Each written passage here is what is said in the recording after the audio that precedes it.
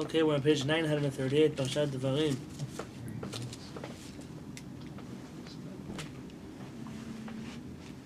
Devarim is an interesting book. It's referred to by Chazal as Mishneh Torah, not the Rambam's Mishneh Torah.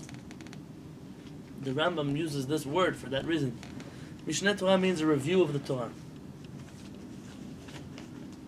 This fifth book is a review of the previous four books. And the Rambam used the name, he adopted it, Mishneh Torah, to tell you that he's reviewing all the laws of the Torah in one book.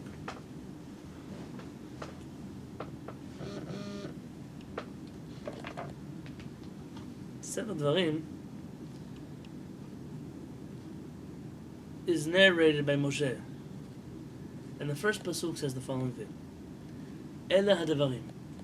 These are the words. Asher diber Moshe, which Moshe spoke of Kol Israel to all the Jewish people. Be'ever hayarden. Across the Jordan. Bamidbar, in the desert. Ba'arava. Regarding Arava. What's Arava? What's the city? I don't know why they have this translation of Ba'arava concerning the Arava. More like in the Arava.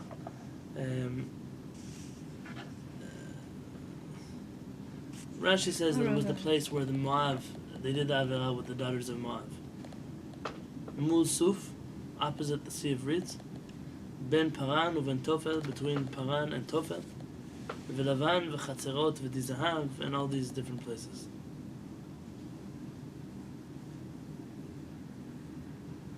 And it doesn't tell us what he said. It doesn't say anything. If you look at the first Rashi here, I know it's in Rashi's script. Ela Devarim, in the right middle paragraph. Lefi shehen divrei tochechot. These were words of rebuke. Umana kan kol hamekomot shechisu lifnei makom bahen. And he listed here all the places where the Jewish people upset Hashem. Lefichach satam et hadvarim. Therefore, the Torah chooses not to tell us what he said. V'izkiran beremez, and only alluded to the fact that he rebuked them. Mipnei kvodan shel Israel, in order to protect the dignity of the Jewish people. Isn't all what follows what he said? Very good. It seems like this verse is superfluous. Why would it say these are the words and then say the words? Just say the words. Rather, it's saying there were words that he said and then words that followed that he actually said, but the first initial discussion that they had with Moshe Rabbeinu was a discussion of rebuke. Like I've pointed out already a few times in the Parashiot, where when they speak Lashon Hara about Moshe Rabbeinu, Moshe and Aaron, the Torah doesn't say what they said. Where a few times already we found that the Torah is covering up the bad things that were said, because why should we repeat Lashon Hara? Why should we repeat things that are difficult? It's not the Torah's purpose to document everything. They say these are the words Moshe said to all of Israel. So maybe it's saying that Hashem gave us the Torah and it was transmitted to us, but now this is Moshe's rendition of it. Reminded Well, yes, us. there are commentaries that call this book the Book of Moshe. Okay. Oh, okay. So we don't. So maybe.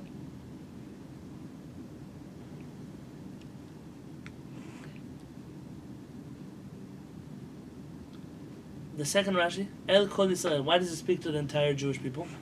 You have to know that Moshe Rabbeinu was in a very difficult position. Moshe Rabbeinu was the first rabbi. Literally, the first leader of the Jewish people as a people. And much of what Moshe Rabbeinu suffered from the Jewish people are things that continue to repeat themselves in history. Some of the greatest works on how to be a rabbi use Moshe Rabbeinu as the model of everything that could go wrong.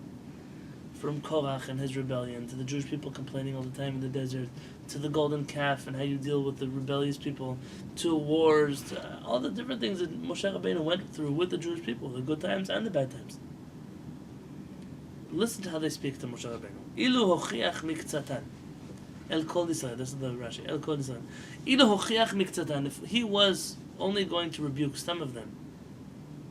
Hayu elu shebashuk omrim. Some of the people who were in the marketplace, meaning they weren't there, they would say, Atem הייתם שומעים מבן Amram, ולא ישיבותם דבר מכך וכך. You heard the words of Ben Amram. Who's Ben Amram? Who was Moshe Rabbeinu's father? Amram. It was Amram? Lebanon. Yeah. Amram. That was his house. Okay. Yeah. Moshe ben Amram. They call him Ben Amram as a derogatory nickname. They don't even give him the time of day to call him by his first name. He said, if we were there, if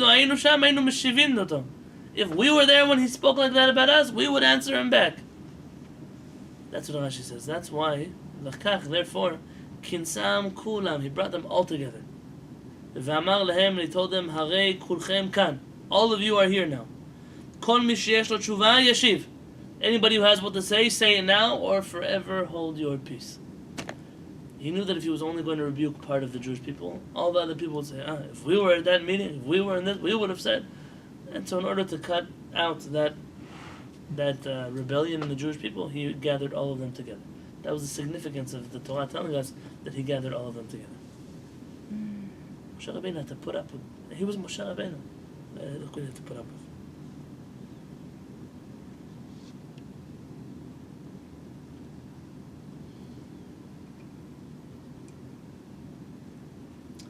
He speaks to them. Be'ever HaYarden. He's speaking to them across from the Jordan River. Once they've already crossed over. What's so significant about the fact that they crossed over the Jordan River? What difference does it make? Before the Jordan River? After the Well, Jordan then River? they're in Eretz Israel. They're already in Eretz Israel. So what? I mean, what's the significance of that and him rebuking them? This is a question that Or HaChaim HaKadosh asked. Why did he wait until now? Why didn't he rebuke them a week ago, 2 weeks ago, a month ago, a year ago? Why did he wait until now? To remind them. Why not be? Well, he is reminding them, yes, that answer is true. He is reminding them of all the things they did wrong, yes. Not actually But why now? in Eretz Israel yet, are they? Because They're on the other side of the hill. They've reached their destination. It's the beginning of a new journey. what about the 2.5 tribes that stayed on the other side? Okay, so this is already they didn't stay. They came in with the Jewish people and then went back out. Yeah. I don't know why. The Or HaChaim HaKadosh is very interesting. He says, Nitakev melahochicham. He refrained from rebuking them ad shayu be'ever HaYarden, until they crossed over the Jordan. Shera'u shehigiu lemechos cheftzam. He wanted them to see that they had reached their destination. Because if not, they would not yikablu musaro v'lo mikodem. They would not accept his rebuke before him. Shayu meruchakei hatikva v'nafsham ktsara. Because they were very... Meruchakei hatikva means distant from tikva, distant from hope. V'nafsham ktsara. They were on edge. They were anxious to get to the land of Israel. V'lo yitu oznam laskil b'toch chotav. And they would not have the proper frame of mind to be able to handle, to tolerate, to internalize the messages that he's trying to pass on to them. From here we learn, says our parents, something very interesting. When you rebuke somebody, you have a mitzvah to rebuke a person. But you have to make sure that all the conditions are there. That the person is not nervous about something, they're not anxious about something, they're not upset, they're not mad, they're not... You have to find them in a place where they're calm. That they're not just physically sitting down, breathing, drinking a glass of tea, also on an emotional level. There are some people that they just can't tolerate right now your nitpickiness, and all that will come out of it is negativity. And therefore, Moshe Rabbeinu is trying to teach us that when you need to rebuke somebody, make sure you wait. You can wait. It's okay to wait. But wait for the right time. Wait for the right moment. Rav Kook, Alav Shalom, was once... it was Friday afternoon, and the stores are supposed to close on Erev Shabbat at a certain time. And there were a group of zealots that saw that there was a certain street on Yafo, Rehov Yafo, that was still open, and it looked like he wasn't going to close for Shabbat. And these zealots decided they're going to go riot outside of his store until they forced him to close his store for Shabbat. As they were running up Rehov Yafo, they ran by the chief rabbi's house. Rav Kook lived right there. So I said, let's go bring the chief rabbi with us. And someone else said, this chief rabbi. The chief rabbi is good for nothing. He never rebukes people. He never says things bad about people. This one, he's just a fake chief rabbi. They were making fun of him outside of his window. And one of the students said, Rav Kook, I don't understand. How long you can let them talk like this about you? Get up and go out and rebuke them. He said, no. This is not my way. He said, but look you're making Chilul Hashem. Look what they're saying about the chief rabbi in the streets. He said, it's not my way. And after the mob had quieted down, and after Shabbat had already begun, Rav Kook took the student and walked with him, just the two of them, down Rehov Yafo. And he went to the store, and he saw the store was closed. Now, And so he asked Rav Kook, he said, why did he wait until now? If you were going to go anyways and tell the person, so why did he wait until now? He said, the way we rebuke people is not with a lynch mob, not running outside and writing outside of their homes. He says, imagine what would happen. Imagine the feeling that the person would go through, that embarrassment, the humiliation. He says, we know he doesn't keep Shabbat, so now we're going to go and write outside of his store. He said, more than that. He said, do you know the halachic situation you create? A person doesn't keep Shabbat, that's fine. It's between them and Hashem. The moment, though, they do it publicly, in front of a whole minyan of Jews, that's already changes their status to a person who brazenly desecrates Shabbat. He says, why would I want to put another Jew in that kind of situation? Rav Kook had foresight. Rav Kook saw that not everything you jump on, not everything is a campaign, not everything is a rally. Sometimes you have to just wait for the opportune moment to reach out to a person, to talk to a person, to sit with a person. And in the old days of the state of Israel, there were many such stories. Rabbi Lau, the father, in his autobiography, he writes about his father-in-law, Rabbi Yitzchak Yedidia Frankel. He writes about him that when the Rakevet Israel, the Israeli train authority, decided to operate trains on Shabbat, his father-in-law was livid. He couldn't believe, how can you have trains? I don't care if you don't keep Shabbat, but the trains of the state of Israel, publicly, in the public sphere, we're going to go across countries. This doesn't make sense. So he went to the head of the Israeli train authority, the CEO, and he had harsh words with him, back and forth, arguing, fighting.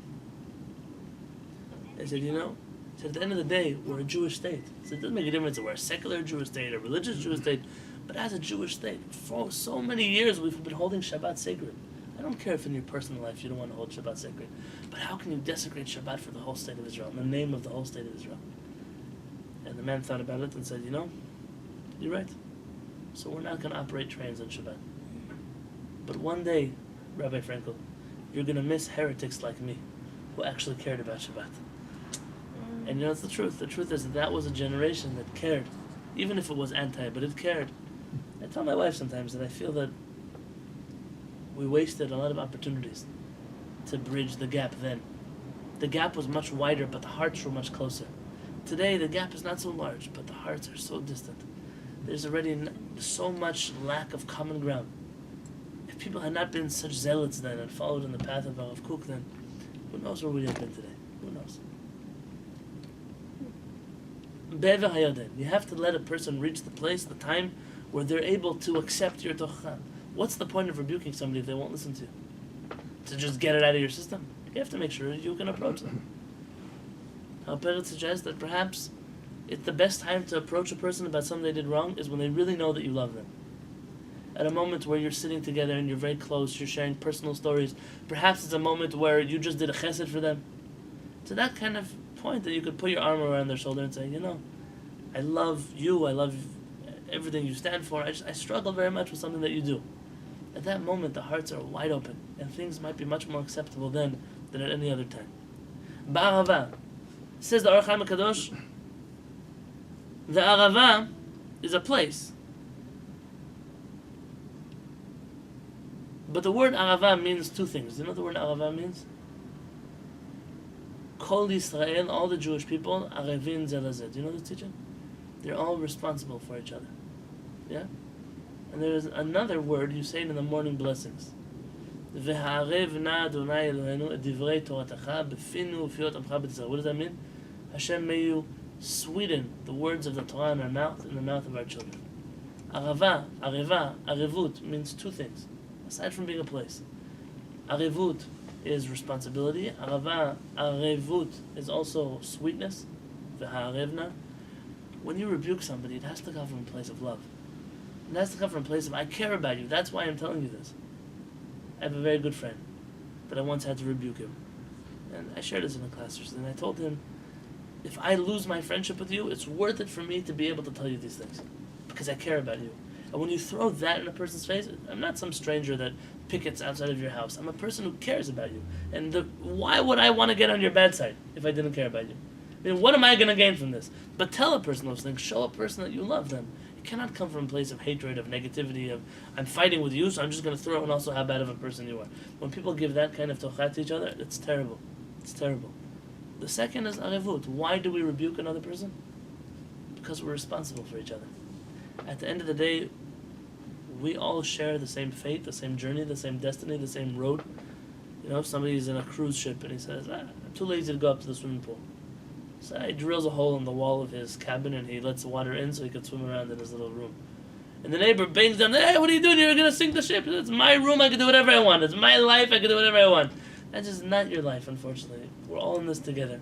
And you might be allowed to do certain things in your room. But sinking the ship is not one of them. You're drowning us all together. And that's why I'm knocking on your door, not because I hate you. I feel a sense of responsibility towards you. You know, when the Jewish people get blamed collectively for something. It's not fair. It's not fair that happens, that Madoff does something wrong and then Jews around the world are embarrassed. But that feeling is a natural feeling.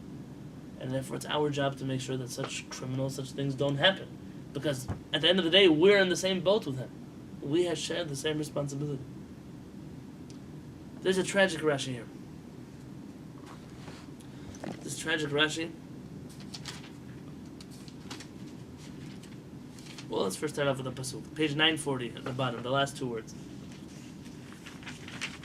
Adonai Elohei Avotechem, 942. Hashem, the God of your fathers. We say this on Shabbat morning in our tefillah. Yosef alachem kachem 1,000 pa'amim. May He add to you 1,000 times yourself. V'yivarech etchem, and He should bless you ka'asher diber lechem. He should bless you as He has spoken to you. It's a blessing. May Hashem increase you 1,000-fold. Rabbi Yosef Chaim Sonnenfeld, alav shalom, was a big zealot in the time of Rav Kook. Him and Rav Kook fought towards the end of their life on how to treat the Zionist entity that was coming in Israel and all these things. It was a bitter fight and wasn't all fair and clean. Rabbi Yosef Chaim Sonnenfeld lived in Mea Shearim, in my in-laws' neighborhood. And the young Zionist guard, the Shomer HaTzair, those young groups, they tried very hard to upset the native ultra-Orthodox community that was there. They would march through the neighborhood, boys and girls holding hands, singing songs, Shabbat afternoons, whatever it was that they would do. They worked very hard to make such a thing happen. And one Shabbat, these boys and girls all holding hands were marching through Mea Shearim, singing all kinds of, New Guard Zionist songs. And Rav Yosef Chaim Sonnenfeld happened to be on the street then. And people were getting worked up. We should scream at them. And Rav Yosef Chaim Sonnenfeld looked at them and he said, Yosef alachem kachem 1,000 pa'amim.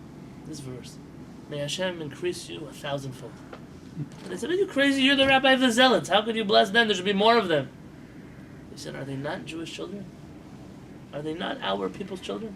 May they be 1,000-fold of their Jewish people in the world. So we don't like their ways. We don't agree with their path. It doesn't make a difference. I'm blessing you. There should be 1,000 more like you. That's what you call a true zealot. He didn't hate them. He argued. He differed in opinion greatly. But at the end of the day, they're still our children. They're still our children. Moshe Rabbeinu says this pasuk, and then right after he blesses them, he says some bitter news. Echa esa levadi, how can I alone carry you? Talchechem, all your burdens, umasachem, and your heavy load, v'rivchem, and all of your fighting and quarreling with each other. How can I do it on my own? I can't handle all of you. And all the drama that you bring into my life, says Moshe Rabbeinu. Rashi says here, that we learn from here, that before you criticize a person, you should bless them. You're trying to show that you care about them. I'm not coming from a place of negativity. Again, that's the theme here.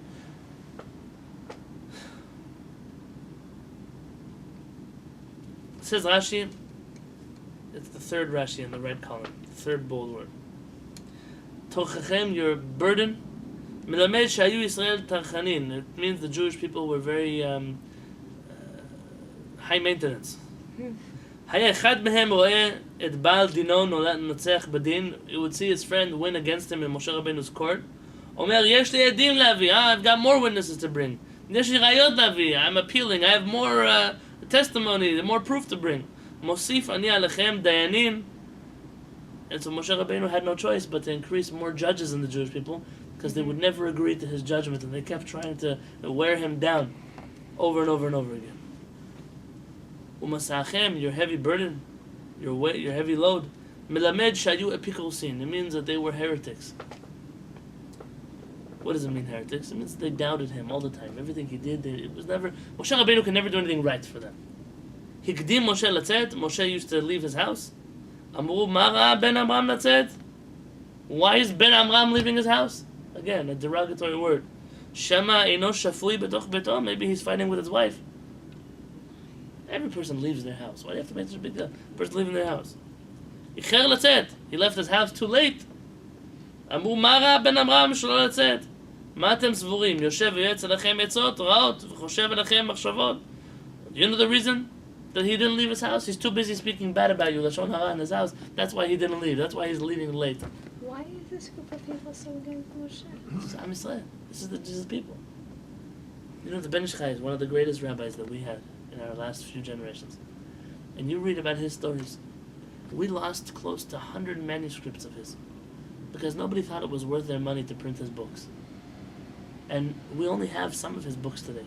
And the genius, the pure, innovative brilliance that is inside of his writings, can't believe that somebody was, but he was the rabbi of town, and so he was all the politics focused around him. They didn't like the doshot that he gave them. They didn't like that he criticized them. They didn't like how he judged them. And they loved him. You ask the Iraqi Jews, oh, this is our best rabbi in the world. Yeah, but do you know how much suffering they put him through?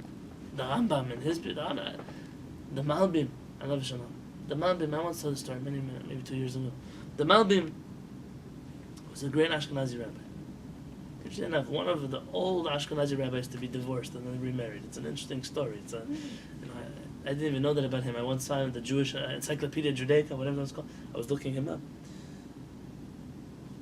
The Malbim was unfortunately persecuted most of his life by the Reform movement. He was a vocal opponent of theirs, and he spoke a lot about sticking to traditional Judaism, and they made his life miserable. Tried to kill him, all kinds of things they tried to do to him. At a certain point, the Malbim's job as a rabbi was just so difficult for him, he just gave up. He dropped the post, resigned, and opened up a business with another man from the same town. He opened up a business. They would sell things, I believe shoes, something that they would sell merchandise, and he always put some savings aside, and he was very happy. He was finally making up on his side. He could learn Torah in peace. Nobody came to bother him. One day he came to open up his store, and he saw that his partner had robbed him. Stolen all his merchandise, took all his savings, all of his money, and ran away. And he was more broke than he was as a rabbi. It was nothing in his house. So the city council, whoever it was, the board of the shul, came to hire him again as the rabbi. And according to Jewish tradition, the legend is that the first speech that he gave was, I want everyone to know that I publicly forgive my partner for everything he did to me.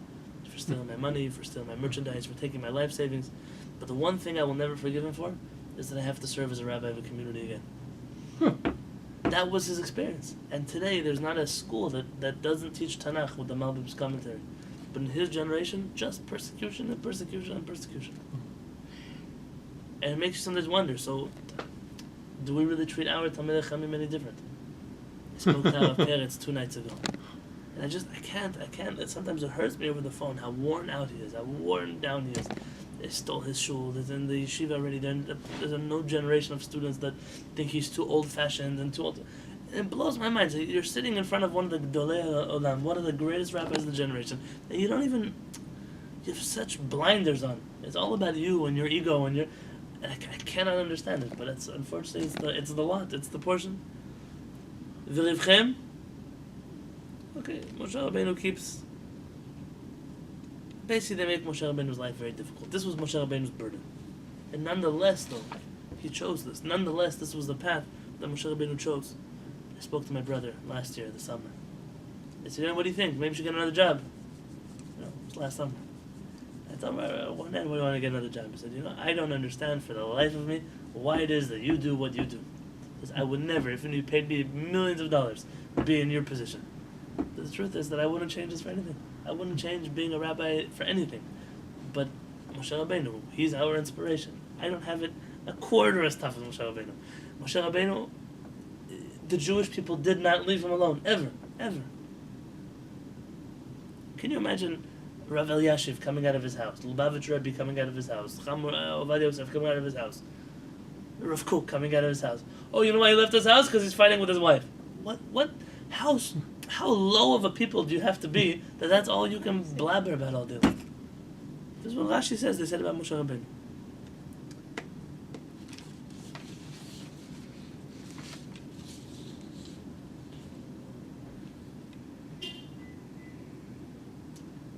You know, there's a mitzvah in this week's parasha. This mitzvah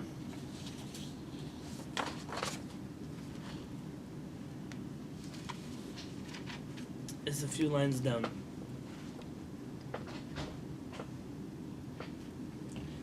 Tet Zayin,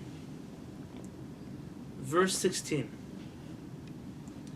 V'atzaveh et shoftechem. Remember, Moshe Rabbeinu appointed new judges, and I commanded the judges, ba'et ahi le'emor, at that moment saying, Shamoa ben achechem. Listen among your brethren. Ushfatatem tzedek, and judge them righteously. Ben ish uven achiv uven gero, between a man and his brother and the stranger in the land. Don't show favoritism. Takiru panim b'mishpat. Don't show favoritism. Kakaton kagadol. Treat the small person like the rich person, like the great person. Tishmon. Listen to all of them. Lo taguru mipnei ish. I can count the amount of times our parents told us this pasuk. Lo taguru mipnei ish. Do not be afraid of any person. If you have an opinion and you believe you're correct, don't back down for anybody. Ki hamishpat leElohim hu, because judgment is Hashem's. V'adavar asher yikshe mikem takrivun elai ushmati. Moshe Rabbeinu says, and anything that is too much for you, come back and talk to me.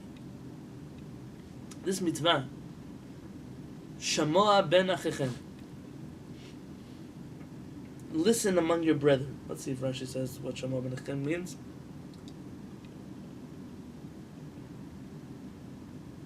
Listen. So I'll read you what the Gemara says.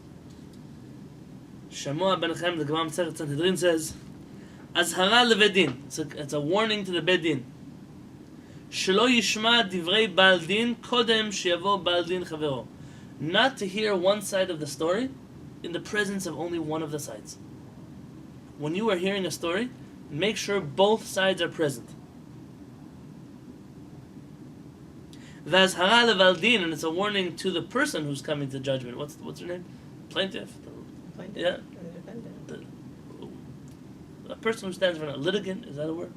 Yeah. The one who's standing in front of the bedin, it's a warning to him. Shelo yatim dvarav kodem sheyavo bal hadin chavero. And tell him that he is not allowed to speak in front of the judges before his friend comes. How many times you hear about an argument, you hear about a fight, and you only listen to one side of the story? You don't even go, you don't even ask the other side. You don't even hear two sides. So you heard one side, it makes you want to stay away, maybe. But to not even care what the other side has to say. How often does that happen? All the time this happens. All the time. They say there's two sides to every story, but you do make sure that you hear both sides. When I teach halakha, and I've been criticized of this for the past, but only by foolish people, not by anybody from our Kehillat. Only by foolish people. I always say Ashkenazim do this, and Sfaradim do that, and Yemenites do this, and Chazim do that. People, what do you mean? How come you're always splitting up the Jewish people? What would you rather me say? You would rather me stand here and say only Sephardic halachot and only tell you the way I believe and never mention anybody else like every other rabbi does? They only teach what they do, they only teach what they believe. There's no integrity to that. What, Ashkenazim are not Jewish? The Yemenites are not Jewish? Sfaradim are not Jewish? Chassidim are not Jewish? When I mention a halakha, there are 2, 3, 4, 10 opinions on something. So I follow one of the opinions because I have to make a decision somehow. But it lacks integrity. When you edit out everyone else's opinions, you're saying that they're not valid, that their opinions are not valid, and it's not correct. I'm sorry, but it's not correct. And this is why, and again, so nobody in our Kehillat has a problem with this, but we suffered from this once upon a time. Rabbi Yonatan Halevy, alav shalom. It's my wife's great grandfather. He's a big tzaddik, persecuted his whole life for nothing. They said that he was a follower of Shabtai Tzvi. That nothing connects him between him and Shabtai Tzvi. He was a huge mikubal. I always had a fond place in my heart for him, not because his name was Yonatan. Just, I always liked him. And then when I married my wife, my father-in-law told me that it's his great-grandfather. So I made a point ever since then to buy as many of his books as I can. Because you're supposed to buy books of your ancestors and to try to learn them. I feel that Eibshitz's Torah is very sweet, very special. And he was very smart. He was always a brilliant young boy. And once they say his father came to wake him up in the morning. And he said, Yonatan, come, get up, we have to go to pray in the morning. It was winter, and I don't know where he lived. Russia, is that Ukraine? I don't know where he lived. It's freezing, I don't want to go to shul. He said, look, you should learn from the Yetzer Hara. Look how early in the morning your Yetzer Hara wakes up to do what he's supposed to do. He's supposed to convince you not to go to shul. Look, it's 6 o'clock in the morning and he's already awake. And he says, Father, you don't understand. My Yetzer Hara doesn't have a Yetzer Hara to keep him in bed in the morning. This is he was a very sharp young boy. Everything about him was sharp. Even his books are sharp. An incredible thing. He has an incredible piece on mixed dancing at weddings. You don't have to be a religious person, just a logical, sane, thinking person. To ask yourself the question of how could it be that a bride just got married to somebody and 20 minutes later she's dancing with every other man in the room. It's absurd. It's absurd that such a thing could exist. It's old-fashioned. I'm putting the Torah on the side. Logic dictates, especially in a world like today, where everybody's running away with somebody else's wife, with somebody else's husband, with somebody else's... It's a crazy world that we live in. How much more so today that we have to be careful about such thing. The world, people don't think sometimes, clearly. Rabbi Yonatan Halevy has a long piece about this. The young generation, already then, it's a few hundred years, so it's not... It was already what's happening in the shtetl in Poland, they were doing this. So you can imagine what it looks like today. So they asked once Rabbi Yonatan Halevy, when he turned bar mitzvah, and he got his Yetzer Tov. That's according to the rabbis, we get a Yetzer Tov in our bar mitzvah, or bad mitzvah. He says, how did you handle 13 years of your life only with a Yetzer Hara? How come you weren't seduced by him? He says, my Yetzer Hara, whenever he would come to try to get me to do something wrong, I would tell him, open up the Chumash. And I would say, there's a verse right here, Shama ben achichem. There's a law that says that if you need to judge, you have to hear both sides of the story. And he says, dear Yetzer Hara, you're only one side of the story. The other side of the story is only going to come when I turn bar mitzvah. So I'm sorry, but I cannot listen to you. I'm sorry, but you can't speak. I'm sorry. I would always tell him that he's violating a biblical mitzvah by speaking to me. And that's how I got over my Yetzer Hara. Obviously it's cute, but we have to say that our Yetzer Hara has tachbulot. The Hasidic rabbis say that if you can imagine the most sophisticated army in the world, the Yetzer Hara has more weaponry than they have. And you have to know sometimes tachbula, sometimes trick your Yetzer Hara. Cheat him out. He comes to be a trickster, you come to be a trickster too. Shama ben Achem, tell him, I'm sorry, I can't hear your side of the story. I'm sorry. Whatever it is that you have to tell him. He says, you shouldn't pray Alvit now because you're already wearing your pajamas. So, tonight, just to make you upset, I'm going to pray with my pajamas. Why? At least you prayed. Break your Yetzer Hara. He tells you shouldn't get up in the morning. Say, I'm going to get up in the morning and I'm going to come back to bed and sleep with you later. Oh, okay. And then you don't come back and sleep with later. That's okay. Break your Yetzer Hara, trick your Yetzer Hara. Again, the Yetzer Hara is not this evil force. It's inside of us.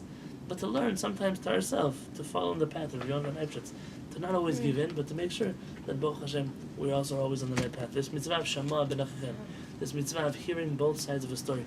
I cannot tell you how crucial it is. How many times I've been in situations where people come as a rabbi, they come to talk to you about all kinds of things. And you come, wow, such a bad person, and then you hear the other side of the story, and wow, everything makes sense. Everything makes sense. But you have to hear both sides of a story. And perhaps it's not always so simple to get both people to come tell you the story in the presence of the other one. Right. Fine. But at the very least, give both people the same chance, the same time of day. And if you say, listen, I'm not a judge, I don't want to get involved, that's also a good answer. And then once I saw parents, so how do you not violate the laws of Lashon Hara? People come to speak to the rabbi about their kids, about their husbands, about their wives, about their parents, how do you not violate this Avera? You're listening to Lashon Hara all day long. Parent said, you have to train yourself to not believe anybody. It's not because you can't trust them. Don't believe anybody. If you don't believe Lashon Hara that someone comes to tell you, it doesn't count as Lashon Hara. What does it mean not believe? You really have to not believe. Not say that you don't believe and then believe. Don't take everybody's word so seriously. People today, unfortunately, are not people of integrity. Good people, but are not people of integrity. When they come down to things that are their pocket, their wallet, I just recently was involved in a story where the people are getting divorced and their children are fighting. And both sides, who are good people, they'll do and they'll say whatever it takes to make sure that they get what they want. And I approach them, you're not being truthful. Neither of you are truthful people. You want the kids and she wants the kids. And you want the house and she wants the house. And you want the money and she wants the money. And what is it turning out? You'll say whatever it takes to get that. So unfortunately, I'm not able to believe either of them. Are they good people? Sure. Are they upstanding members of communities of the Jewish people? Absolutely. Doesn't make a difference. So long as you have people that will say whatever it takes to gain someone else's support, you have to be careful and you have to be wary, and that's my advice. At the very least, if you can't hear both sides together, just don't believe either of the sides and make sure to make a judgment on your own. And we should have a beautiful Shabbat when it comes, guys.